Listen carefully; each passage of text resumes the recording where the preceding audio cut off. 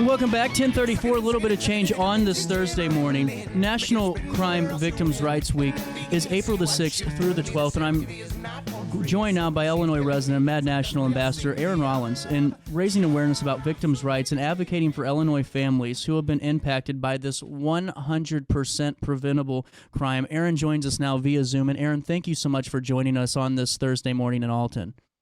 Of course. Thank you for having me.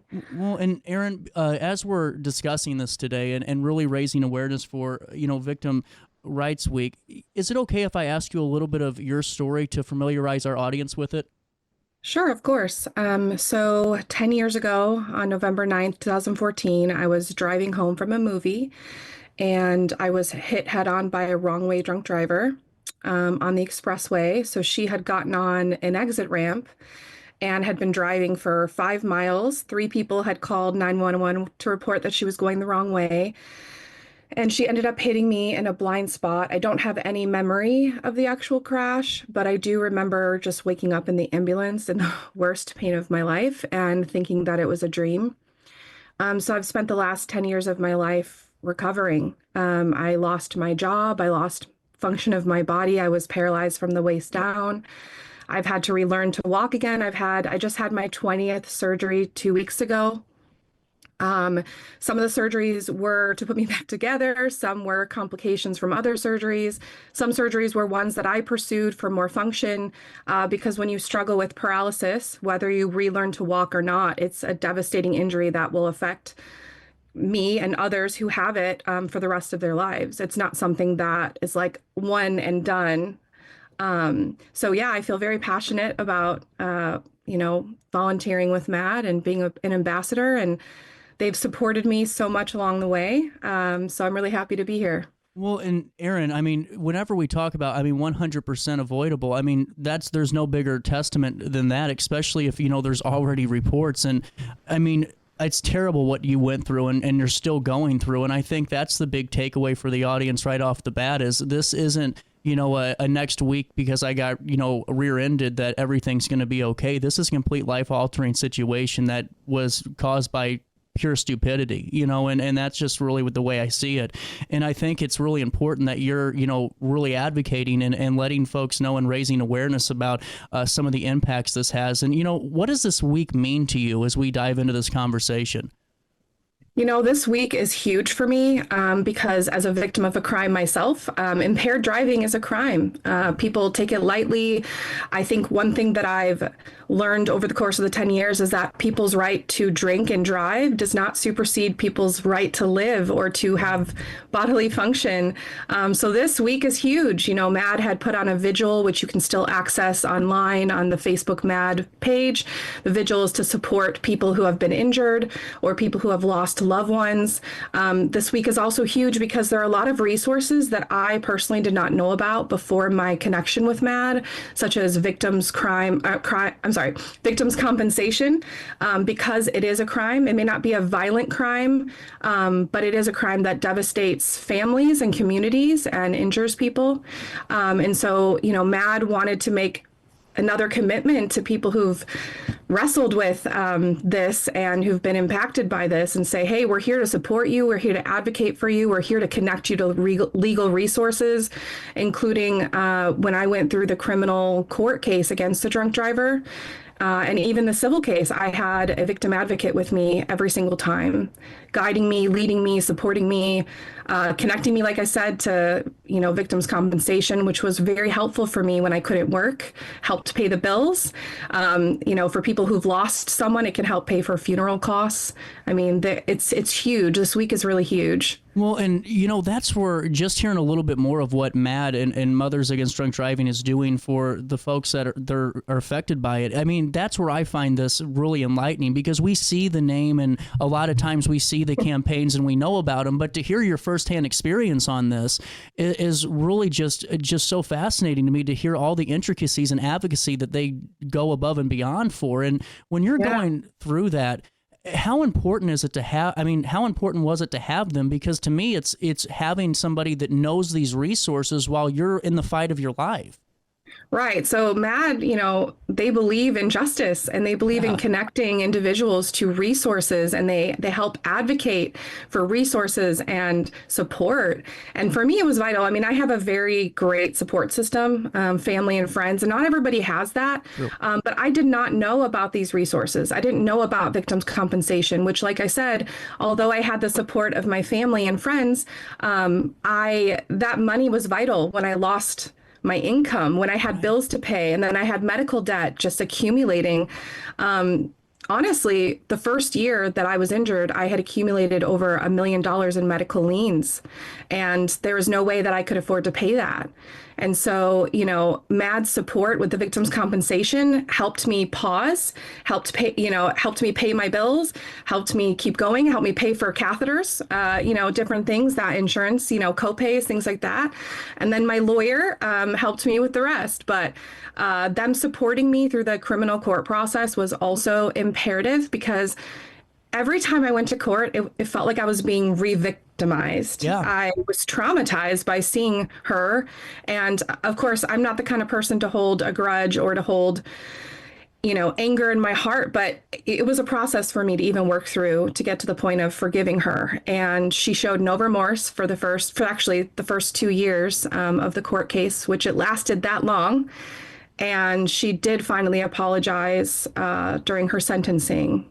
But having a MAD advocate there to just support me, I mean, she would have even worn the Team Erin the Bee shirt, but she said, I can't do that, but she wanted to. But yeah, it was just Karen. Karen was my victim advocate, and I'm friends with her to this day. Well, and honestly, just to bring that in perspective, when you're talking years and then you're going through the mental side of things, I could only imagine how, burdensome that was. And then to relive that, each and every day, I can only imagine how priceless that advocate really was for you. Yeah, it was priceless. I mean, I am indebted Wow. to her, Wow. and MAD, and that's why I love being involved. I love being a MAD ambassador. I want to help people who are going and navigating. It's just uncharted waters, and we need help, we need support, and we need services, we need resources. Well, and as you're hitting on that, what are some of the things that you would like to see continually improved on, some new resources or different items for those victims? Yeah, so I mean, Matt is consistently working. One of the things they're working on is to help get passive drunk driving technology through the HALT Act, which has already been enacted.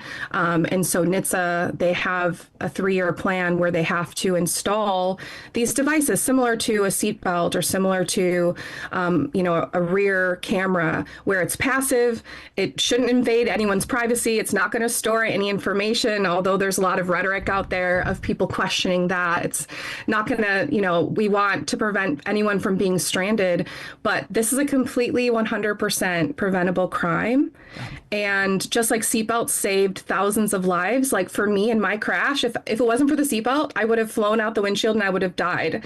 And they said I should have died on impact, but my surgeon said that the seatbelt saved my life, but it sliced my body in half. So I did have ridiculous injuries, even though the seatbelt saved my life. And so with the HALT Act and with this passive technology, it's something that it's just going to be like a sensor in your car. And it's something that we're really advocating for, because if that was in every vehicle, then it could 100% prevent this preventable crime. And then people wouldn't have to go through what I went through. They wouldn't have to lose loved ones because somebody made a reckless and selfish decision to drink and drive. Well, and Erin, it's one of those things where, anyone that wants to have the debate on is it right, is it wrong, it's illegal, So, I mean, I can't get past that barrier when it comes to that argument. If it was something that's legal, then that's a different story. But this isn't. It's never legal to drink and drive. And whenever you see these holidays, come up too, like Easter's coming up and we're going to have some time with the family and all these things that are coming down spring and summer.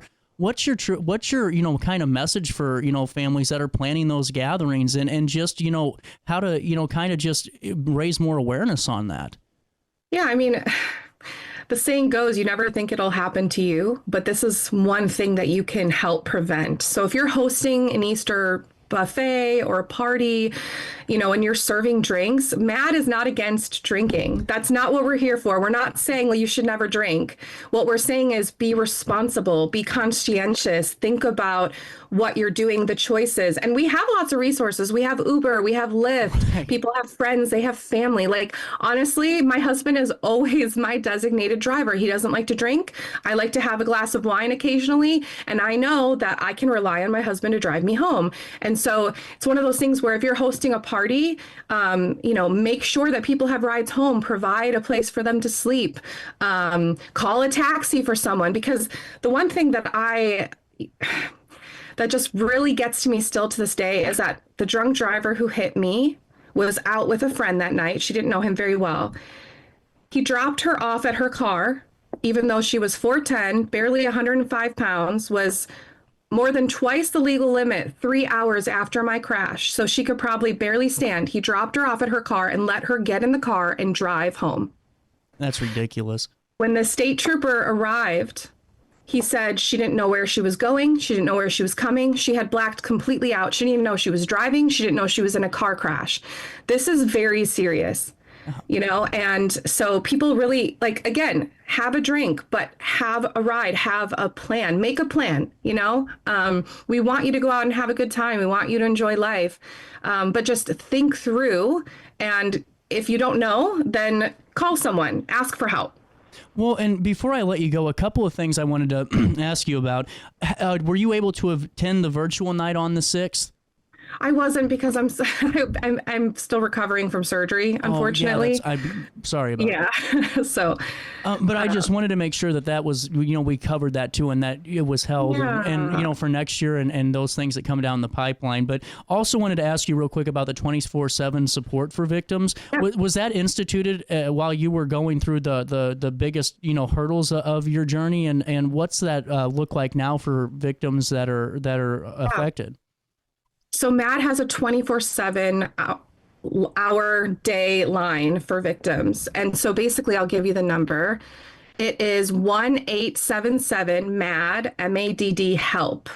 And so at any time in the middle of the night, if you have been impacted or if you're processing, I know a lot of my friends and family had a lot of their own trauma to deal with after my crash because of what they saw, right? Not sure if I was going to live or die. I've had a million surgeries. They weren't sure I was going to walk again. There were so many things. So if you are personally impacted or someone and you need to call someone and cry and have someone understand and point you in the right direction or just listen to you, 1-877 MADD help is always there to help. And yes, so MADD has always had a 24/7 free victim service line. I personally didn't call them. I just reached out to the local MADD office and got connected right away to victim support because that's what I needed. I've had many of people I've called in the middle of the night, and MADD would have been something I would have done.